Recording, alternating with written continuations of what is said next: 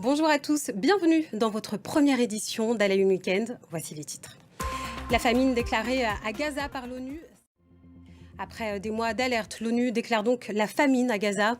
Un demi-million de personnes sont concernées dans le gouvernorat de la ville de Gaza. C'est la toute première fois qu'une situation de famine est établie au Moyen-Orient. Écoutez les explications d'Amanda Baznol, responsable des opérations d'urgence de Médecins sans frontières à Gaza. De son côté, le Premier ministre israélien Benjamin Netanyahou rejette les accusations de l'ONU et évoque un mensonge éhonté, et ce alors que l'armée israélienne poursuit ses opérations dans la bande de Gaza. L'étau se resserre un peu plus sur la ville de Gaza avec son armée. Le gouvernement israélien entend prendre le contrôle total de la localité.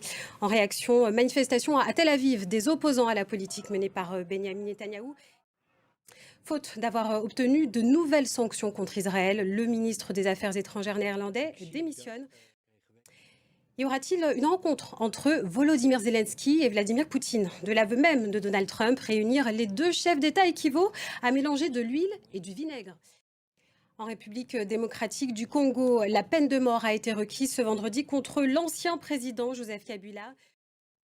La guerre économique n'aura pas lieu entre le Canada et les États-Unis. Ottawa retire ses droits de douane appliqués sur les produits américains au 1er septembre.